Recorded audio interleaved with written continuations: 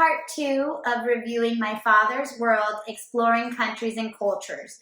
I'm very excited to review this. The first video, if you haven't seen it yet, I recommend you see. It's me receiving the box of the whole curriculum. And just this video is reviewing how it went for me. I actually finished an entire year of homeschooling my 2nd and 4th graders. So excited. There was a lot of ups and downs, and it was my first year, so a big learning curve, but I made it through. I survived, and my kids survived. So this is gonna just be a review of everything we did, everything that came in the package. Some people can buy the whole package, and some people prefer to piece it together. So hopefully this will be an encouragement to you if you need some help on what worked and what didn't work. So here we go. First of all, I'd like to start off with Bible, because for me, My Father's World really stands out because of their Bible. I had no idea what to expect. And as we did the Bible curriculum, it was our whole family's favorite part of the day. And we all grew so much spiritually and together, which was really nice. I got to hear my children's heart and where they were with their walk with the Lord, and we just got to grow together. It was amazing. So I recommend the Bible from My Father's World. So here we go. The first thing for Bible was Window to the World. As we were studying each country, we got to go into how it related to the Bible, to Christianity, and how we could pray for those countries. So let me see if I could get you a good example here. So let's say Iraq. As we were studying Asia, we did look into Iraq, and we got to see here, we got to really learn about different things, their history, their culture, and how we can pray for them, and how, from a Christian worldview, what is their religion, what is their culture over there, and how can we pray for them as Christians, and how can we help, and what's going on over there, what kind of missionaries work is going on over there. So it's really nice and helpful for the kids to kind of get a better worldview and be able to pray for other countries. And as other religions come across them, whether they're out at the playground or at school, not at school, we're homeschooling, at the grocery store, watching TV, they know how to place like what kind of religion that is, what their beliefs are, why it's different from ours, and kind of understand it better. We also read this book, God Speaks Numangang. I'm definitely not pronouncing that right, but that's okay. It's a really short read aloud, kind of kicks off the year. I think this is the first book you read, and then throughout the year, as we get closer to the country that this is from, we read it again. And it's a sweet, sweet story about missionaries that go and, what's the word? Translate the Bible. That's the word. Translate the Bible in different languages. And we learned a lot about Bible translation this year in Bible. It was really good. All right, so my favorite part of the entire school year is these missionary biographies that we read. So good. They're called Christian Heroes Then and Now. And if you look up these books, there's tons of them. But My Father's World lines up the specific missionaries with the countries that you're studying in geography. So definitely get the ones that are recommended to go with the package. So we read George Mueller, Gladys Aylward, and that was when we were studying India. Nate Saint, my son's favorite because Nate Saint flies an airplane. And we studied this when we were doing South America. David Livingstone in Africa. And Amy Carmichael in, this one's India. So I kind of messed up. So where was, Gladys Aylward is China. Amy Carmichael's India. Awesome books. These books brought us like on emotional highs and lows, and you know, these are pretty intense books, and you get to really study these missionaries and have some deep, deep conversations with your kids about faith and Christianity. So highly recommend these books. They're amazing. Also for Bible, we did Hero Tales by Dave and Netta Jackson. These were just amazing stories of heroes of the faith. Amy Carmichael, Martin Luther, Dwight L. Moody, Samuel Morris, Harriet Tubman, and John Wesley. And you get to hear their stories in short, 10, 15-minute read-alouds in the morning for Bible. And there's discussion questions after. It's just so, so good. And another one that created really, really meaningful conversations with the kids. Beautiful book. All right, that's pretty much it for Bible. We also read the book of Matthew together this year, and I'll talk a little bit more about that when we get to our geography. So this book was, I'd say, besides the missionary biographies, this book was my favorite. It is just beautiful, beautiful, beautiful. It's called Children's Atlas of God's World by Craig Froman. And this is another thing about my father's world, is that everything just lines up so beautifully. So language arts, Bible, history, science, it all is connected through, for example, if we're studying China, we're studying China in Bible, we're studying China in science, we're studying China in geography, in art. So it just lines up so beautifully, and it creates deeper learning for the kids. So this book really does a great job of that. So for example, France. It would merge Bible and geography together. We'd learn different things about their flag, about their culture, fun facts, beautiful maps, and how Christianity has been affected, or how it has affected that country. Like, for example, here we learn about John Calvin and how he relates to France and Christianity. So it does a great job of that, and it was such a fun read. As you can see, it's nice and big, so the kids can totally see the pictures as you're reading aloud, and they love it. It's great. Highly recommend this book. So that brings us to geography, which is a huge part of exploring countries and cultures. So when you're on the My Father's World website and you're looking at the different packages, for older kids, I think it's called Investigate.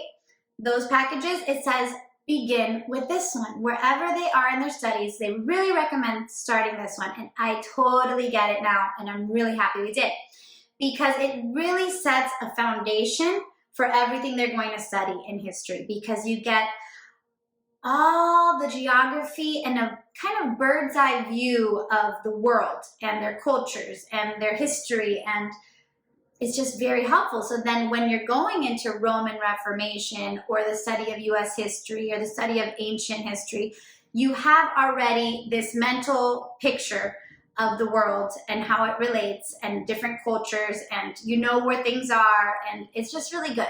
So I think this is a very good place to start with your kids. Exploring Countries and Cultures, this is the teacher's manual. Amazing. Everything's planned out for you. I love this manual. I had no pre-planning to do, basically, or very, very little. Like, I just open and teach, which is my thing. I like that. I already have enough work homeschooling. I don't need to spend too much more planning time. So when you buy this package, it comes with all the bells and whistles, tons of things. Some of it we used, some of we didn't. So this came with it. It's called Fun with Easy Origami. I think this sounds amazing, and I might have enjoyed it. I had no time to do it. And it looked a little intimidating, to be honest. So it's still in the package. If you're into origami, go for it. I'm sure it's great. I just never got to it. The package also comes with Come to the Table, which is a cookbook, and it goes with the countries you're studying with. So it just makes it so sweet and fun when you're done studying a country like Japan, and then you get to cook a meal, and you guys, the family gets to enjoy it, and the kids get to help you cook it. It really helps you dig into their culture a little bit more. So here's an example.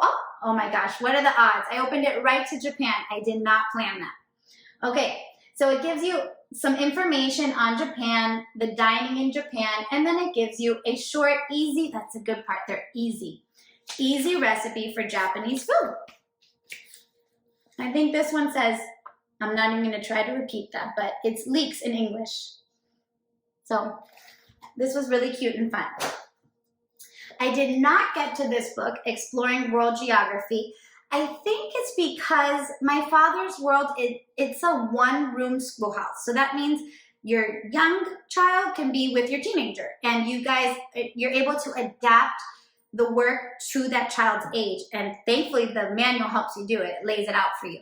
So since my kids are a little younger, I think this book came in the package, but it was meant for older kids. That's why we didn't get to it, but it looks great. If you have older kids, I mean, yeah, it definitely looks a little bit more advanced. Population, all sorts of stuff in there. So the package also came with this super cute book. It's called Geography from A to Z, a picture glossary by Jack Knowlton. It was really cute. So very short and easy. We do this like once a week. And it's geography directly relating to the country we were studying. So let's say the country we're studying has caves. Well, that week we would have 2 vocabulary words, cave and cliff, and the kids would make these little index cards, and they would write the definition on the front, and then on the back they would draw their own personal picture, copying it from here, and they'd color it with colored pencils. And then by the end of the year, they have this box of all these flashcards that they created themselves, and they're super proud of. This is a really cute activity. Also came with this flag book, so all the flags of all the countries you're studying, and this is just extra fun flags for the kids to kind of just use on their artwork or just play with. Really fun. We didn't use too many of these because the student sheets come with tons of stickers also that we use for the passports. I don't have the passports with us, but this package comes with little passports for each student. And every time we finish a country, we'd write and stamp the passport with a sticker. Really cute activity. My kids got really into it. They would dress up as the culture that they were studying, and then, yeah, it was a big thing over here. So it also came with a world of art. This is just an art book, super easy and fun. And again, it would directly correlate with what we were studying. So for example, let's say we were studying Australia. Well, we would have to draw a picture of a kangaroo step by step, Aboriginal dot painting, and they tell you what supplies you need. And usually it's very, very simple. It's nothing crazy that we need to go to Michael's and buy all sorts of supplies for. It was usually little things you'd have in the house. So it was really fun. And I would combine this with our read aloud. So let's say I'm reading Hero Tales, or I'm reading aloud to the kids from the missionary biography. To keep them busy and engaged, I'd usually have them do the artwork simultaneously. Keep their hands busy so they could listen. This was a really good one. Okay, that moves us on to Classroom Atlas. This was for geography, just mostly maps and graphs and information on the countries we were studying. A little advanced for my 2nd and 4th graders, but we used it a tiny bit, I'd say. I could totally see if you had older kids, how this would be very helpful to them in their learning. This fun book, Animal Search, it just goes. I think any kid studying anything would love this book. It's like a Where's Waldo type of book. But what was fun for us is it would relate to the country we were studying. So let's say we're studying Brazil. Well, we're going to do this fun activity from rainforest. And this would be before bedtime or anytime throughout the day when the kids were having some downtime. They were still engaged and still learning. So this was fun. I wouldn't say it's a necessity, but it's a fun add-on. All right, another one of my favorites. The Complete Book of Animals. I would have never thought, this is such an unsuspecting book. I'd be like, we could do without it. No, this was one of our favorite books. It's basically science, and I would say reading, language arts. But it also kind of correlates with the geography because the manual lines it up, the animals from the country we're studying. So let me give you a little peek into what it's like. Okay, so this would be perfect for Canada. Let's say we're studying Canada. we would have a cute little informational essay or informational read aloud on moose. The kids would read this themselves, usually read it aloud to me, so they're practicing their fluency, but then they would have these great little questions at the end, and the questions relate to the information they just read, so they'd have to pull the information out and answer the question. So it also helps them with reading comprehension, but all the information is very sciencey in here. So I thought that was great. We would do this almost every day. I can't recommend this book enough because sometimes in the day the kids are just a little worn out and they don't want to read. Well, this is like 2 paragraphs and they could totally do this. So this saved us a lot of time sometimes when we were just too tired to do more reading for the day. And then they'd have fun coloring sheets. And I wish I could show you some other stuff, but there was like crossword puzzles. Let me see. Labeling the parts of a honeybee, just really like fun stuff. The kids loved it. So love this. It says for grades 1 through 3, but my 4th grader adored this book too. So I think you could get away with 4th grade also. All right, that brings us to science. So this would be the Usborne Living World Encyclopedia. This is the main science book we used this year.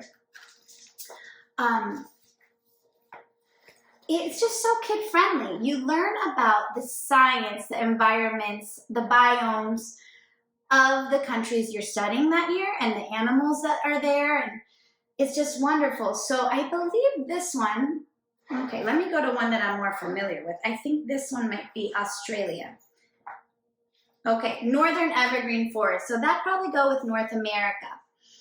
And as you can see, there's beautiful pictures, information on each animal. It talks about different scientific things like what are conifers, acid rain, but in very short, understandable ways. And it was just really good. And then the teacher manual would have fun science experiments to do with the kids. So even if you have a little child and this is a little above their head, the science experiments really help them understand the concepts that you're teaching them. This is the other science book. I would say this one's even more advanced, this one, but they're short read alouds. So for example, deserts, you'd read these 2 pages. That might be much for the littlest students in your classroom. But if you have older kids, this is a very necessary book. Properties of Ecosystems by Debbie and Richard Lawrence. All right, so that is it for science and geography. I wanted to show you one other thing. So when you buy this package, the teacher manual kind of tells you how to prepare for the school year. So it says, get these folders ready for each student. So each student will have Bible verse folder. So remember earlier in the video I told you we're going to be reading the book of Matthew with ECC. As you read the book of Matthew together throughout the whole year, little by little, the kids will memorize verses from Matthew each week. And then they will also write down these verses, practicing handwriting, mechanics of writing and reading or practice, and also Bible verse memorization. Can't get better than that. So they have this wonderful memory forever of the Bible verses they memorize. So beautiful. Then the manual has you create a Bible and ELA folder for each child. And last but not least, a history and science folder. And the student sheets, once they're filled out, you'll put them in here. Something else that I can't really show you because it's a whole game board, but the student sheets come with this awesome history and geography game, mostly geography. So you have a game board and it's the continent you're studying, and the pieces are for me to call out. So each country in that, I wish I could show you. Let me see if I can reach it over here.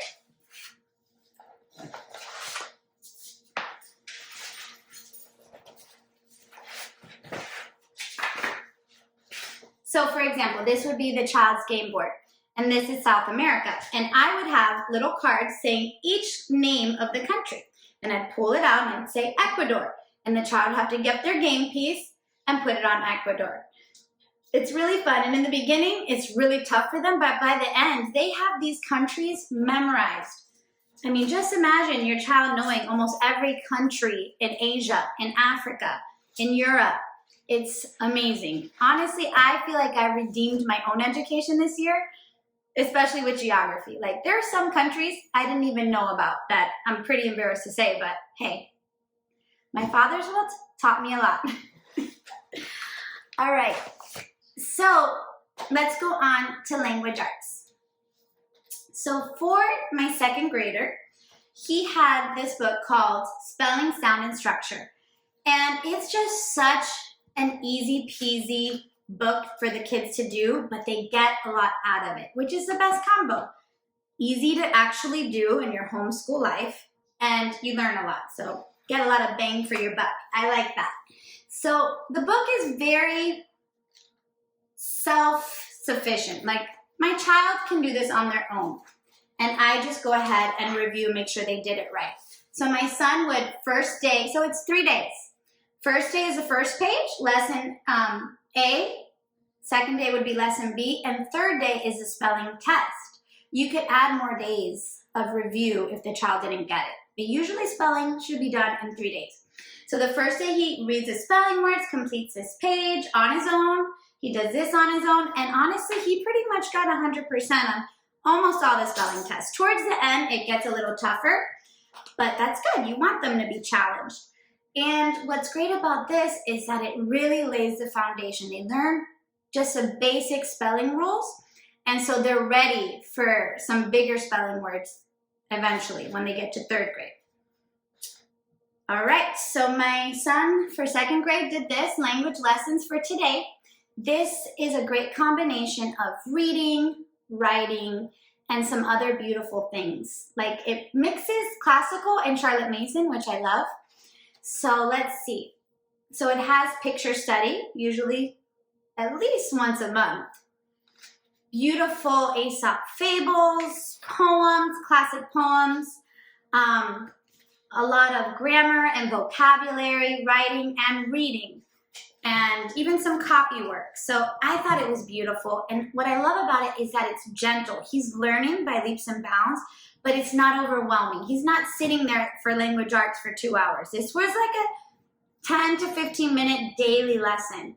And my son really got a lot out of it. So I recommend it. And I think what's great about language lessons for today, since my father's world is, it's a lot of stuff you're doing, it knows that you're getting language arts out of history, out of geography, out of Bible, out of science. So you don't need to load up on ELA. So I think it's a perfect addition for the curriculum. All right, so let's move on to my fourth grader. Fourth grade, actually in third grade, the kids jump up to this book, which is Spelling Power. And they stay here, as you can see, it's a big book, for a while, because there's a lot of spelling in here. And it's just great. You take a test in the beginning, you find out your child's level, and you work from there. Really good instructions. Again, 10-minute lessons, and it's just the kids really get a lot out of it.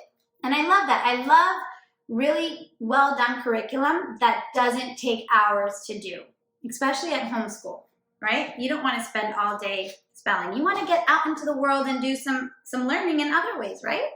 So spelling lets you do that with Spelling Power.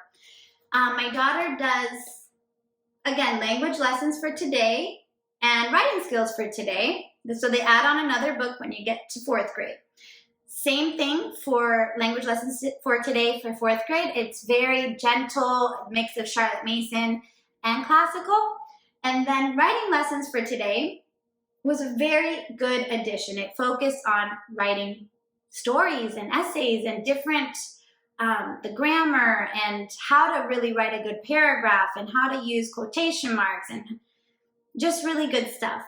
What I like about this is it spreads it out. There's 3 lessons, 3 days of work in here, and the last 2 days of the week are writing skills. So it's not overwhelming. I think it's just right. It's a perfect fit for the rest of the curriculum. All right, I added on for my daughter this cursive book for, it's called Cheerful Cursive Writing and Reading by Letty and Laura Farmer. I bought this from Rainbow Resource. It's a really good cursive book. I think I might just buy the cursive book for my father's world this year, just because I'd like to give it a try, but this was really good. I'll have the link together with the video so you can see below. All right, and finally, for those of you that watched my first video, I was very motivated and I guess I was overly thinking I could do too much this year. So I said, you know what? Let's throw in Spanish. I could teach a foreign language. Well, folks, I tried. I did not get to this. I think this was my first year homeschooling, so it was like a learning curve for me, how to fit all this stuff in a day and not be overwhelmed.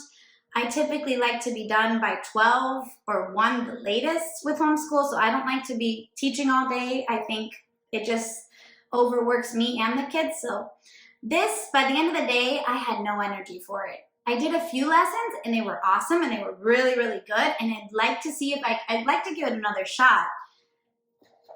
Song School Spanish. I got it on Rainbow Resource. Again, the link will be below. It was a great first few lessons. I like that they have a Spanish teacher on the DVD and then you do the workbook after. I think it's a great method.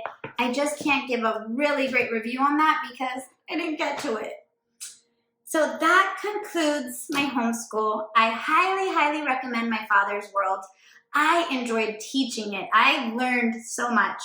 And it was just it was a beautiful education. As I look back on the year, the things we learned and how we grew together, it was just beautiful. And it was gentle and it all made sense together. It wasn't these compartmentalized subjects. They all were linked.